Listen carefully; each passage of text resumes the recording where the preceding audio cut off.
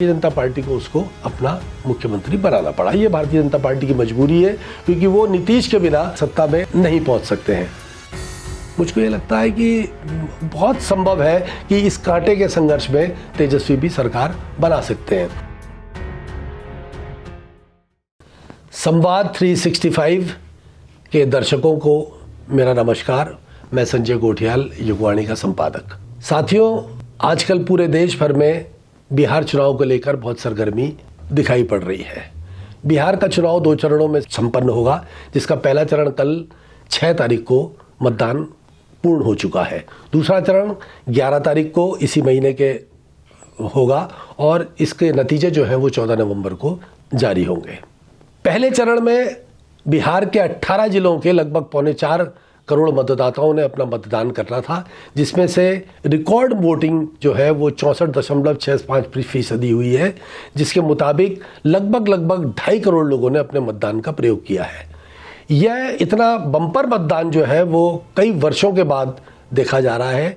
और इससे पहले मेरे ख्याल से सन 2000 में 62% जो है वो मतदान हुआ था और ये पहला मौका है जिसमें इतना अधिक मतदान हुआ है। राजनीतिक हलकों में इस बात के कयास लगाए जा रहे हैं कि ये मतदान जो है ये सरकार के खिलाफ है या एंटी इनकम्बेंसी है या प्रो इनकम्बेंसी है। इस पे बहुत बहस आजकल चल रही है। बिहार की राजनीति में मूलतः 2 ही खिलाड़ी जो है मुख्य रूप से हैं, एक लालू प्रसाद यादव और दूसरे नीतीश कुमार। बाकी कांग्रेस और भाजपा जो है वो एक एनडीए गठबंधन में है और एक महागठबंधन की पार्टियां हैं। मूल रूप से पूरा का पूरा चुनाव जो है वो आरजेडी और जेडीयू के बीच ही सिमटा हुआ चुनाव दिखाई पड़ता है। लालू प्रसाद यादव और नीतीश कुमार दोनों ही छात्र राजनीति से निकले हुए नेता रहे हैं और लालू प्रसाद यादव तो अपने दौर में सन 1975 के बाद जब जेपी का आंदोलन हुआ था तो ये दोनों ही उस आंदोलन में भी सक्रिय रहे थे और उसके बाद लालू जो है वो पटना विश्वविद्यालय के अध्यक्ष भी रहे और नीतीश कुमार बाकायदा बीटेक उन्होंने किया और वो एक इंजीनियर भी रहे हैं। दोनों के दोनों साथ ही राजनीति में आए और 1990 तक, जब तक वीपी सिंह का प्रादुर्भाव हो चुका था, वीपी सिंह इस देश के प्रधानमंत्री 89 में बन चुके थे, उस दौर में जो है वो पूरे के पूरे देश भर में कांग्रेस से इतर एक जो दूसरी तमाम ताकतें थी, क्षेत्रीय दल थे, उनका उद्भव हुआ। उसमें उत्तर प्रदेश में मुलायम सिंह यादव है और हरियाणा में जैसे देवीलाल हुए और हालांकि बिहार में 90 के दशक से पहले कर्पूरी ठाकुर का उदय हो चुका था और वो वहाँ के मुख्यमंत्री भी रहे। पर 1990 के आते आते जो है वो लालू प्रसाद यादव को वहाँ पर सत्ता हासिल हुई। 1990 से पहले कांग्रेस का वहाँ शासन रहा था, जगन्नाथ मिश्रा वगैरह और बहुत सारे लोग उनके नेता जो है वहाँ रहे और मुख्यमंत्री भी रहे और उन्होंने एक लंबे समय से आज़ादी के बाद से लेके और 1990 तक उन्होंने वहाँ पर सत्ता हासिल की। 1990 में लालू जब राजनीति में आए और जब चुनाव हुआ 1990 का, उसके बाद लालू जब राजनीति में बिहार की राजनीति में जब पहली बार मुख्यमंत्री बने तो वो इतने पॉपुलर मुख्यमंत्री रहे कि वो लगभग 15 वर्षों तक, मतलब 1990 से लेकर 2005 तक बिहार में एक छत्र उन्होंने राज किया।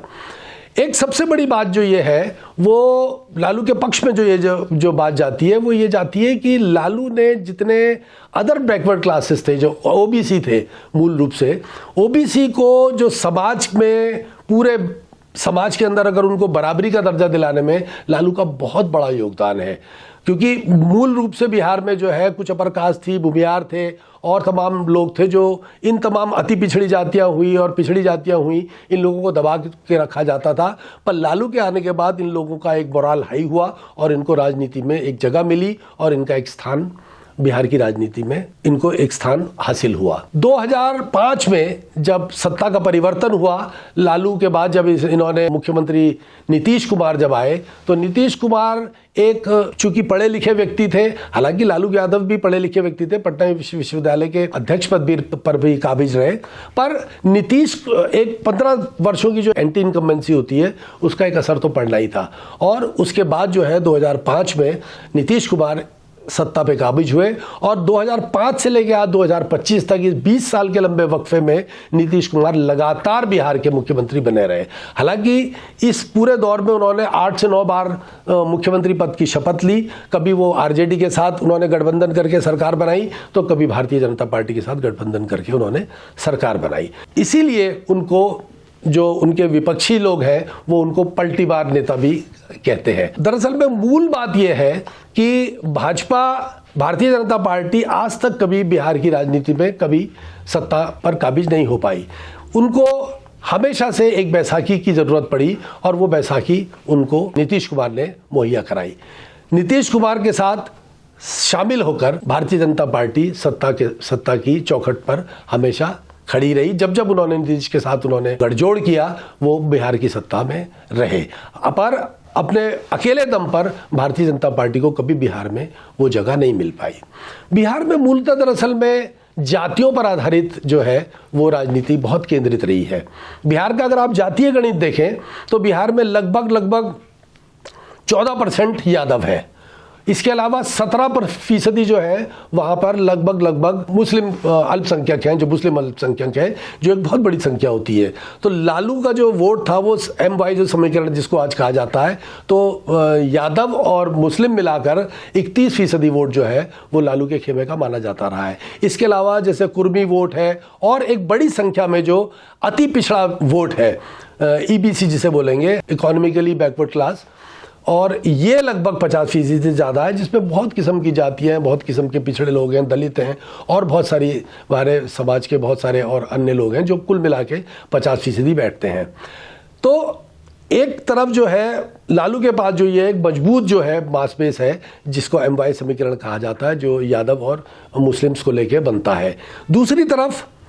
भारतीय जनता पार्टी जो है वो मूलतः जो है वो अपर कास्ट लोगों की पार्टी बिहार में रही है। उसमें भूमियार हैं, उसमें ठाकुर हैं, उसमें ब्राह्मण हैं और उसमें बनिए हैं। ये सब मिला के भी बिहार में लगभग 10 से 12% वोट बनता है। नीतीश कुमार चूंकि कुर्मी जाति से, और कुर्मियों का लगभग 2 से 2.5 से 3% वोट बिहार में माना जाता है, पर उसके बावजूद नीतीश कुमार इतने पॉपुलर नेता रहे हैं कि उन्होंने अपना एक नया वोट बैंक जो है वो महिलाओं को लेकर बनाया है। बिहार की राजनीति में ये कहा जाता है और ये देखा भी जाता रहा है कि महिलाएं जो है वो मूल रूप से नीतीश कुमार के साथ रही हैं। नीतीश कुमार को उन्होंने हमेशा से अपना नेता माना और नीतीश ने उनके लिए बहुत सारे कार्य भी किए हैं और उनके उत्थान के लिए आज भी जितनी सारी योजनाएं हैं, जो जीविका दीदी है और तमाम चीज़ें हैं, वो उन्होंने उनके लिए की हैं। अभी जो पिछले बार जो सत्ता में आने के बाद जो बिहार में नीतीश कुमार ने जो शराबबंदी लागू कराई, शराबबंदी लागू कराने का जो मेन मकसद जो था, उससे महिलाओं को बहुत आराम मिला है। हालांकि उसका एक दूसरा पहलू ये भी है कि शराबबंदी लागू तो जरूर है बिहार के अंदर, पर बिहार में घर घर में शराब भी पहुंच रही है। इसके भी खबरें जो है मीडिया में हर दौर में मतलब ये देखा जा रहा है और ये एक विरोध भी है बिहार में कि भाई आपने एक तरफ तो शराबबंदी लागू करी है, दूसरी ओर जो अवैध शराब जो है उसका जो कारोबार है वो बहुत फल फूल रहा है और एक माफिया तंत्र जो है वो पूरी तरीके से बिहार में खड़ा हो गया है, जिसमें बिहार में गाँव में घर घर तक जो है शराब की डिलीवरी पहुँचाई जाती रही है। अब बड़ा सवाल क्या है कि नीतीश कुमार और भाजपा ने मिलकर इस बार जो ये NDA गठबंधन बना है, जो पिछली बार जो सरकार बनी थी इनकी, और वही आज गठबंधन चुनाव के मैदान में है। जहां तक टिकटों के बंदर बाट का सवाल है, पिछले चुनाव में नीतीश को ज्यादा सीट दी गई थी और भारतीय जनता पार्टी ने कम सीटों पर चुनाव लड़ा था। लगभग भारतीय जनता पार्टी 100 के आसपास सीटों में थी और नीतीश कुमार को लगभग 130-135 सीटें दी गई थी। पर उसका जो रिजल्ट ये हुआ कि भारतीय जनता पार्टी पिछले चुनाव में 70 से ज़्यादा सीटें, 74 शायद सीटें जीती और नीतीश कुमार को लगभग 43-45 सीटें हासिल हुई। पर नीतीश कुमार की पॉपुलैरिटी इतनी थी कि भारतीय जनता पार्टी को उसको अपना मुख्यमंत्री बनाना पड़ा। ये भारतीय जनता पार्टी की मजबूरी है, क्योंकि वो नीतीश के बिना सत्ता में नहीं पहुंच सकते हैं। पिछली बार चुनाव में जो एक खास बात ये देखने को मिली, नीतीश का जो डाउनफॉल हुआ वो बड़ी एक रणनीति के तहत भारतीय जनता पार्टी ने गेम खेला, जिसमें चिराग पासवान की पार्टी ने नीतीश कुमार के खिलाफ जितने भी उसके प्रत्याशी चुनाव लड़ रहे थे उनके खिलाफ प्रत्याशी मैदान में उतारे और उन्होंने लगभग 30 से 35 सीटों का नुकसान नीतीश कुमार के कैंडिडेट्स को किया। आज के दौर में नीतीश कुमार के साथ भारतीय जनता पार्टी और चिराग पासवान भी चुनाव एक साथ लड़ रहे हैं, उसमें हम के मांझी और कुशवाहा भी हैं। और देखा यह जा रहा है कि इस बार जो है वो भारतीय जनता पार्टी ने चिराग पासवान को आगे करके नीतीश पर कुछ अंकुश लगाने की कोशिश की है। राजनीतिक हलकों में एक ये भी माना जा रहा है क्योंकि चूंकि नीतीश कुमार का स्वास्थ्य ठीक नहीं है, नीतीश कुमार की मानसिक जो स्थिति है वो बहुत ज़्यादा ठीक नहीं बताई जाती है, जैसा कि आप लोगों ने भी टीवी के कैप्शंस में देखा होगा, कुछ प्रोग्राम्स में देखा होगा, वो कुछ उल जलूल हरकतें करते हुए भी दिखाई पड़ते हैं। तो इस बार बहुत ही मैनेज तरीके से भारतीय जनता पार्टी ये सोच रही है कि चिराग पासवान की पार्टी और इसको मिला के भारतीय जनता पार्टी सत्ता पर काबिज होने का एक स्वप्न देख रही है। बहुत अगर आप विश्लेषणात्मक अध्ययन करें तो नीतीश के जितने 16 सांसद हैं वो आज की तारीख में पूरी तौर पर भारतीय जनता पार्टी की भाषा बोल रहे हैं, है ना। आप देखें कि चाहे वो ललन सिंह हो, चाहे वो संजय झा हो, वो तमाम लोग जो हैं वो भारतीय जनता पार्टी की भाषा बोल रहे हैं। और मुझे ऐसा लगता है, अपनी एक राजनीतिक समझ का सवाल है कि अगर भारतीय जनता पार्टी बिहार में अगर सबसे बड़ा राजनीतिक दल बनकर उभरी तो वो जेडीयू को तोड़ने की भी कोशिश कर सकती है। और इसका असर दोनों तरफ से, बिहार में भी और सेंटर में भी, दोनों तरफ पर समान रूप से पड़ेगा। अब चूंकि नीतीश कुमार के जितने सांसद हैं वो पहले से ही भाजपा के फोल्ड में है और अगर वो पार्टी में अगर टूटन होती है तो उनका एक ग्रुप जो है वो एनडीए को सपोर्ट करेगा। तो दोनों तरफ से इधर वो बिहार में सरकार बनाने में कामयाब हो सकती है और उधर सेंटर में वो इन जो टूटा हुआ ग्रुप है उनका समर्थन लेकर केंद्र की सरकार को अपना समर्थन जारी रख सकता है। एक स्थिति तो ये है। दूसरी स्थिति ये है कि तेजस्वी यादव और कांग्रेस और उसके साथ जितने वामपंथी दल हैं, वामपंथी दलों ने भी पिछले चुनाव में लगभग सीपीआई-एमएल ने लगभग 19 सीटों पर चुनाव लड़ा था, लगभग 12 सीटों पे वो चुनाव जीते थे, 2 पे शायद सीपीआई थी और 2 पे सीपीएम चुनाव जीती थी। तो लगभग उनका भी 15-16 सीटों का उनका अपना ब्लॉक है। और इस बार 20 सीटों पर सीपीआई-एमएल माले जो है दीपांकर भट्टाचार्य वाली वो पार्टी चुनाव लड़ रही है। सीपीआई भी वैसे गठबंधन में तो उसको 6 सीटें मिली थी पर वो 3-4 सीटों पे और चुनाव लड़ रहे हैं। सीपीएम जो है 4 सीटों पे चुनाव लड़ रही है। इन सबका मिलके 30 सीटें इनकी बैठती हैं और 30 सीटों में मुझे लगता है कि इस बार इनको 20 से ज़्यादा सीटें हासिल हो सकती हैं, क्योंकि दीपांकर भट्टाचार्य ने जितनी मेहनत की है, राहुल गांधी की जो यात्रा निकली थी बिहार के अंदर, उसमें पूरी यात्रा में दीपांकर भट्टाचार्य भी साथ में रहे और उनका लगभग बिहार की 40 से 50 सीटों में उनका अपना एक मास बेस है, जिसमें से जिन 20 सीटों पे वो चुनाव लड़ रहे हैं वहाँ पर उनकी बहुत मजबूत स्थिति है। मुझे ऐसा लगता है कि वो पिछली बार उन्होंने 12 सीटें जीती थी, उनका स्ट्राइक रेट भी सबसे ज़्यादा था पिछली बार के चुनाव में। इस बार भी उनको लगभग 14 से 15 सीटें मिल सकती हैं। ऐसे ही सीपीआई और सीपीएम को भी मिलकर 4-5 सीटें मिलकर वो लोग एक 20 का एक कैंप बना सकते हैं। कांग्रेस चूंकि इस चुनाव में राहुल गांधी के नेता विरोधी दल होने के बाद जो जिस तरीके का एक उभार आया है कांग्रेस के अंदर और कांग्रेस जिस तरीके से पुनः स्थापित हुई है, उसमें ऐसा लगता है कि बिहार में इस बार कांग्रेस को भी फायदा मिल सकता है। पिछली बार कांग्रेस को इन्होंने 70 सीटें दी थी, 70 में से मेरे ख्याल से उनकी 13 सीट पे शायद वो चुनाव जीते थे या 15 सीट पे चुनाव जीते थे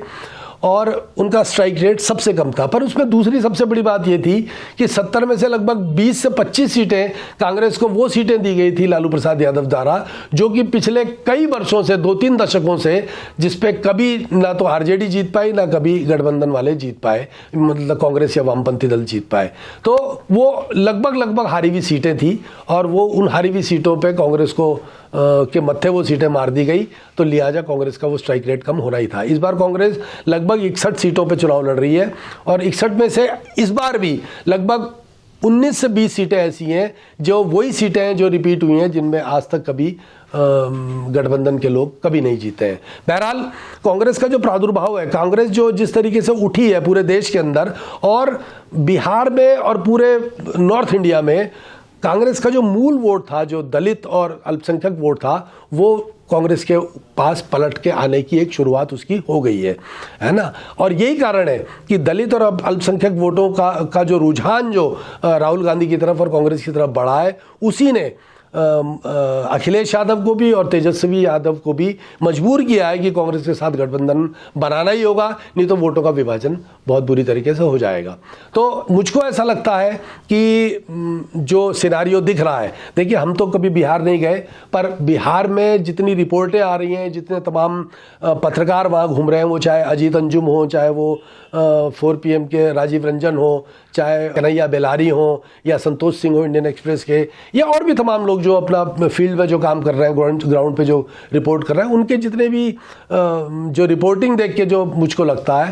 ये लगता है कि बहुत संभव है कि इस कांटे के संघर्ष में तेजस्वी भी सरकार बना सकते हैं। दूसरा एक सबसे बड़ा इसमें फैक्टर, तीसरा बड़ा फैक्टर जो है जन स्वराज पार्टी है। जन स्वराज पार्टी में प्रशांत किशोर ने पिछले 3 साल से जो मेहनत की है बिहार के अंदर, उसका भी रिजल्ट कुछ दिखता हुआ दिखाई पड़ रहा है। ये जो बढ़ा हुआ मतदान है, ये जो मतदान जो 64-65% तक गया है, इस मतदान का एक सबसे बड़ा कारण यह है कि बिहार का जो युवा वर्ग है वो बहुत मुखर होकर आगे आया है, और उसमें से बहुत बड़ा हिस्सा जो है वो प्रशांत किशोर के पक्ष में जाता हुआ दिखाई पड़ रहा है। अब मैं ये नहीं कह सकता कि वो कितनी सीटों में तब्दील होगा या उनको कितने फीसदी वोट मिलेगा, पर प्रशांत किशोर एक फैक्टर जरूर है इस चुनाव में, और वो इस चुनाव के बाद एक राजनीतिक दल के तौर पर वो एक इस्टेब्लिश फोर्स के रूप में बिहार में आपको दिखाई देगा। हालांकि प्रशांत किशोर ने एक गलती इसमें जरूर की है। प्रशांत किशोर का एक बयान ये भी आया है कि चाहे उनके 10 विधायक आए, चाहे कितने भी विधायक आए, वो उनको खुला छोड़ देंगे कि वो किसी भी गठबंधन में जा सकते हैं। इससे जो है वोटर्स में एक थोड़ा सा कंफ्यूजन क्रिएट हुआ है, और वोटर ये सोच रहा है कि अगर प्रशांत किशोर के विधायक जो है वो कहीं भी जाएंगे तो फिर प्रशांत किशोर को वोट देने का लाभ क्या है। पर मुझको लगता है कि लगभग 30 से 40 सीटों पर वो डेंट मार रहे हैं। वो उसमें कुछ सीटें भाजपा की भी हैं और कुछ सीटें गठबंधन की भी हैं, एनडीए और महागठबंधन की दोनों की सीटों पे वो डेंट मार रहे हैं। जहाँ तक मुस्लिम वोटर्स का सवाल है, मुस्लिम वोटर्स में प्रशांत किशोर का असर दिखाई पड़ रहा है। अब वो कितना जाएगा वो अभी कहा नहीं जा सकता, पर वो जाएगा जरूर, जो सीधे सीधे आरजेडी और इस महागठबंधन को नुकसान होगा। दूसरा इसमें एक फैक्टर और भी है, AIMIM का, असदुद्दीन ओवैसी का। पिछली बार सीमांचल में, बिहार के सीमांचल में वो लगभग 5-6 सीटों पे चुनाव लड़े थे और 5 सीटों उन्होंने जीत भी ली थी। हालांकि बाद में उनकी 5 में से 4 विधायक उसके आरजेडी में चले गए, पर मुस्लिम वोटों में जो डिवीजन था वो साफ वहां पर देखा गया। अब सवाल ये उठता है कि अगर प्रशांत किशोर और असदुद्दीन ओवैसी मिलके अगर मुस्लिम वोट्स में, जो अल्पसंख्यक वोट है वहाँ का, उसमें अगर सेंधमारी करते हैं तो उसका सीधा नुकसान जो है तेजस्वी को और इसके महागठबंधन में कांग्रेस और लेफ्ट और इन सबको होने वाला है। तो अब देखना यह है कि अगर पोलराइजेशन होता है, बहुत से लोग, अब चूंकि मुस्लिम मतदाता भी अब उस तरीके का नहीं है कि वो ये आंख बंद करके किसी को भी वोट दे दे, वो भी ये देख रहा है कि अगर उसको एनडीए को हराना है तो जहां पर जो कैंडिडेट मजबूत होगा, अगर वहां पे प्रशांत किशोर का ही कैंडिडेट मजबूत होगा तो निश्चित तौर पे वो प्रशांत किशोर को जितवा देंगे। अदरवाइज वो महागठबंधन के साथ ही रहेंगे, वो चाहे कांग्रेस हो, वो चाहे आरजेडी का कैंडिडेट हो, चाहे लेफ्ट का हो, है ना। तो ये स्थिति अभी वहां सामने है। एक फैक्टर वहां, हालांकि बहुत सारे वहाँ फैक्टर हैं, जैसे मल्ला है, मल्ला का फैक्टर, जैसे सैनी है, सैनी वीआईपी का सैनी, वो पहले 15 सीट मांग रहे, 15 सीट उनको शायद दी गई हैं, और उसमें से भी राजनीतिक लोगों का ये कहना है कि उसमें से 4-5 सीटें जो हैं वो आरजेडी के ही लोग सैनी के चुनाव टिकट पे चुनाव लड़ रहे हैं। वो भी एक फैक्टर है, मल्लाओं का एक बड़ा वोट है। हालांकि वो 3 से 4% वोट है, पर बहुत 2.5 से 3% वोट भी बहुत मायने रखता है, क्योंकि पिछली बार भी अगर आप देखें कि 12,000 वोट से ही तेजस्वी यादव हारे थे। उनका टोटल वोट जो पड़ा था, एनडीए को जो वोट पड़ा था और जो इनको तेजस्वी महागठबंधन को जो वोट पड़ा था, उसमें डिफरेंस सिर्फ 12,000 का था। तो 2-2.5% का वोट जो है बहुत बड़ा वोट होता है। उसी में वो चूंकि आज इनके गठबंधन में है, महागठबंधन में है, और इसके साथ साथ जो वो एक मिस्टर गुप्ता है जो एक अलग ईबीसी के ही है, वो हालांकि अति पिछड़ों में ही उनकी जातियां आती हैं, पान जाति बोलते हैं वो, उसमें बहुत सारी नीचे भी और जातियां हैं, उनके भी समर्थक बहुत ज़बरदस्त हैं। वो उनका भी लगभग 2 से 2.5% वोट है, और वो तो खुलेआम उनकी इतनी डिमांड है आज बिहार के चुनाव में कि हर जगह उनको बुलाया जा रहा है और उनको काफ़ी हद तक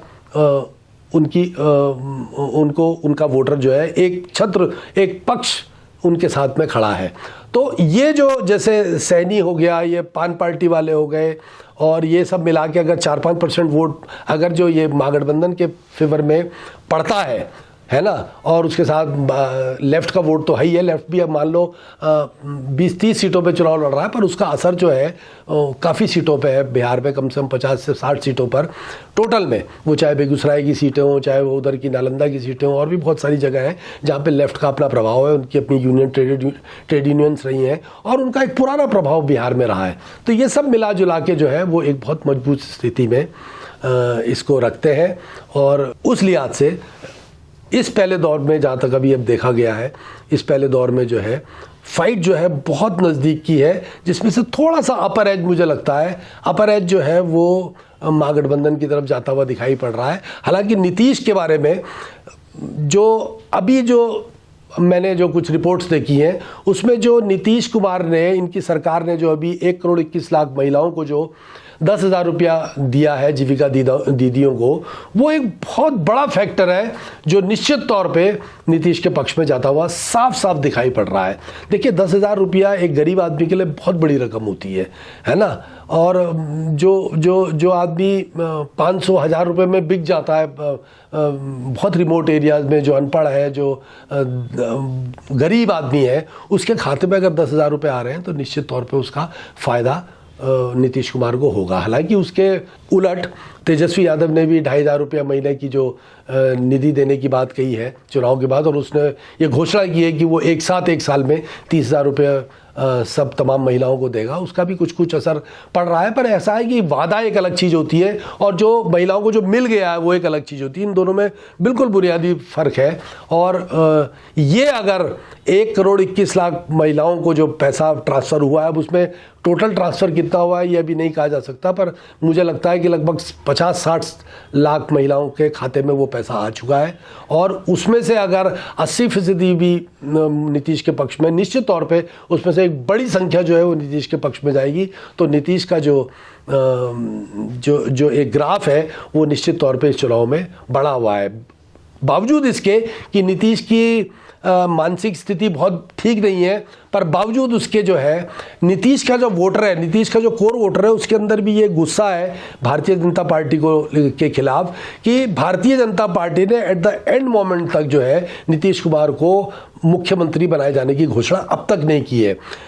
मतलब इधर उधर कुछ नेता जरूर कह रहे हैं कि नीतीश थे, नीतीश है, नीतीश ही रहेंगे, वो चीज़ अलग है, पर जो एक राजनीतिक रूप से जो एक प्रेस कॉन्फ्रेंस करके जिस दिन उन्होंने अपना घोषणा पत्र भी जारी किया था, उस दिन भी नीतीश 56 सेकंड में उठ के चले गए थे। उसका कारण बड़ा यही था कि भारतीय जनता पार्टी इस बार के चुनाव में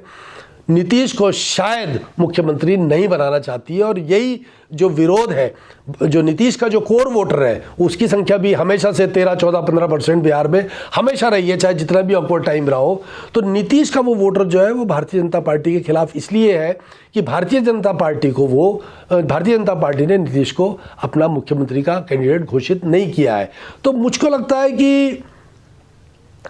जिन इलाकों में भारतीय जनता पार्टी लड़ रही है और जहां नीतीश का कोर वोटर है, वो बचेगा कि भारतीय जनता पार्टी को वोट ना दे। हालांकि इसका दूसरा पहलू ये भी है कि नीतीश तो मुख्यमंत्री तभी बनेंगे जब भारतीय जनता पार्टी के भी विधायकों की संख्या, अच्छी संख्या आएगी, तभी दोनों मिला के 122-23 का आंकड़ा पूरा करेंगे। पर ये एक स्थिति है कि वहाँ का वोटर जो है वो भारतीय जनता पार्टी के भी खिलाफ है, और यही एक डर है भारतीय जनता पार्टी में। इसीलिए वो बार बार अब नीतीश को हर जगह ले जाने की बात कर रहे हैं। नीतीश के बारे में रविशंकर प्रसाद ने भी कहा, गोलमोल तरीके से गृह मंत्री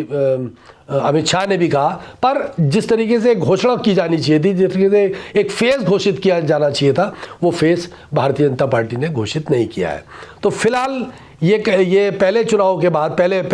चरण के बाद स्थिति जो है वो बहुत नेक टू नेक है। और कोई भी अब सवाल ये उठता है कि जो ज़्यादा वोट है ये प्रो इनकम्बेंसी है या एंटी इनकम्बेंसी है, ये देखा जाना अभी बाकी है। पर मुझको लगता है कि बिहार में जो है अभी रण खुला हुआ है। दूसरे दौर का मतदान जो है वो 11 तारीख को संपन्न होगा, और इस बीच जो है भारतीय जनता पार्टी की ओर से माहौल को भी जो है वो सांप्रदायिक बनाने की भी एक सोची समझी रणनीति चल रही है। हालांकि इसको काउंटर अखिलेश भी कर रहे हैं, राहुल भी कर रहे हैं, और ये तेजस्वी भी कर रहे हैं, पर वो बाकायदा रोहिंग्या और जो इस तरीके के घुसपैठ या इस पे जो जोर है प्रधानमंत्री का भी, अमित शाह का भी और तमाम जितने उनके जो लीडर हैं, अभी ये योगी भी अपना लखनऊ से बिहार पहुँचे, तो सवाल ये है कि वो इस पूरे चुनाव को हिंदू बनाम मुस्लिम बना देना चाहते हैं ताकि एक सांप्रदायिक ध्रुवीकरण हो और उस ध्रुवीकरण में अगड़ी और पिछड़ी जातियों को छोड़ के हिंदू मुस्लिम के सवाल पे वो कंसंट्रेट कर पाए और उस तरीके का माहौल बना के ये इस चुनाव को ले जा पाए। तो अब देखना ये है कि अभी लोग इस उनके झांसे में आते हैं कि नहीं, पर फिलहाल स्थितियां बहुत कंट्रास्ट है और कोई भी इस वादी को जीत सकता है। अगला 11 तारीख को जब चुनाव होगा उसके बाद हम एक और ऐसा ही एक वीडियो आपके सामने डालेंगे और उसके बाद 12 या 13 तारीख को आपको अपनी स्थिति जो बिहार में अब तक का जो चुनाव हुआ है उस पर अपना एक विश्लेषण प्रस्तुत करेंगे। धन्यवाद। आपकी इस पर क्या राय है, हमें कमेंट कर जरूर बताएं। इसके साथ ही आप हमारे YouTube चैनल को सब्सक्राइब कीजिए। आप हमें Facebook, Instagram, Twitter पर फॉलो भी कर सकते हैं और संवाद 365 के साथ एक क्लिक में जुड़ने के लिए डाउनलोड कीजिए संवाद 365 ऐप।